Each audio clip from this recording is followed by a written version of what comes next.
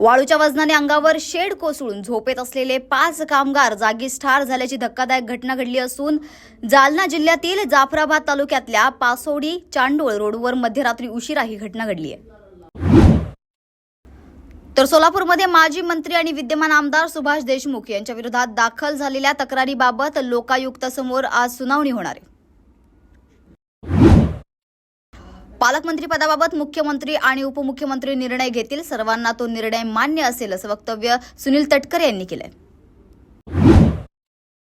नवी मुंबईतील तुर्भे डम्पिंग ग्राउंडला भीषण आग लागली असून आगीची तीव्रता मोठी असल्यानं आजूबाजूच्या परिसरात भीतीचं वातावरण पसरलंय।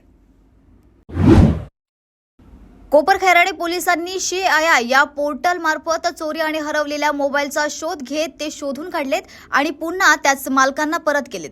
7 लाख रुपये किमतीचे वेगवेगळ्या कंपनीचे जवळपास 27 मोबाईल पोलिसांनी परत केलेत। छत्रपती संभाजीनगर शहरातील मयूर पार्क परिसरामध्ये असलेल्या वडाच्या झाडाजवळ 5 एकरमध्ये शिवमहापुराण कथेचं आयोजन करण्यात आलं असून काल त्याचं स्तंभपूजन कार्यक्रम रामगिरी महाराज यांच्या हस्ते झालंय।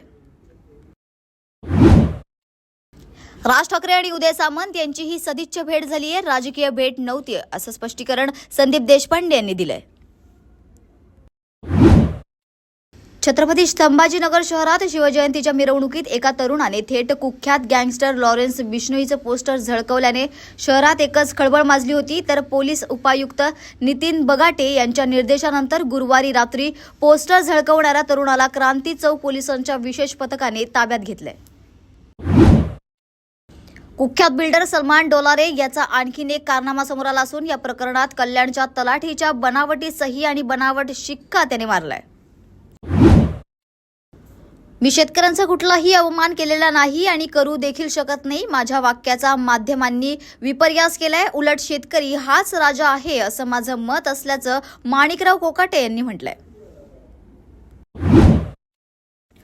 2 दिवसापूर्वी पुण्यात जे काही झालं ते चुकीचं आहे, काही लोकांवर कारवाई झाली आहे, पुण्यातील कुठल्याही भागात असं होत असेल तर ते चुकीचं आहे असं वक्तव्य मुरलीधर मोहोळ यांनी केलंय।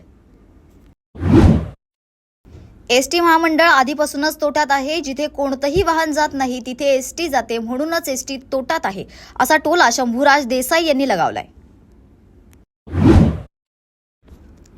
अमरावती विभागीय संदर्भ सेवा रुग्णालयात 4 फेब्रुवारी रोजी एका 3 दिवसीय बाळावर फिट्स इन फिटू शस्त्रक्रिया पार पडली होती। तर आता फिट्स इन फिटू शस्त्रक्रिया झालेल्या त्या बाळाला रुग्णालयातून सुट्टी मिळाली आहे। संत गाडगेबाबा अमरावती विद्यापीठाचा 41वा दीक्षांत समारंभ रविवारी 23 फेब्रुवारीला सकाळी 11 वाजता विद्यापीठ परिसरात संपन्न होणार असून या समारंभाच्या अध्यक्षस्थानी महाराष्ट्र राज्याचे राज्यपाल आणि विद्यापीठाचे कुलपती श्री CP राधाकृष्णन असतील, तर सर्वोच्च न्यायालयाचे न्यायमूर्ती भूषण रामकृष्ण गवई प्रमुख अतिथी म्हणून उपस्थित राहतील। राज्याचे माजी शालेय शिक्षण मंत्री तथा आमदार दीपक केसरकर यांनी आज श्रीदेवी आंगणेवाडी येथील भराडी मातेच्या चरणी ते लीन झाले। तर महाराष्ट्रातील शेतकरी दीन दुबळे यांना देवीचा आशीर्वाद मिळावा असं त्यांनी यावेळी म्हटलंय। तर मसाजोगचे सरपंच संतोष देशमुख यांच्या हत्या होऊन 2.5 महिने उलटले, तर जे आरोपी सरेंडर झाले त्यांना VIP ट्रीटमेंट मिळत नाही, तर केस कमकुवत करण्यासाठी दस्तूर खुद्द पोलिसच आकाश पातळ एक करत असल्याचा आरोप करण्यात येतोय। राज ठाकरे यांचे सर्वांशी चांगले संबंध आहेत, त्यामुळे राजकीय भेटी होत राहतात अशी प्रतिक्रिया चंद्रशेखर बावनकुळे यांनी दिली आहे।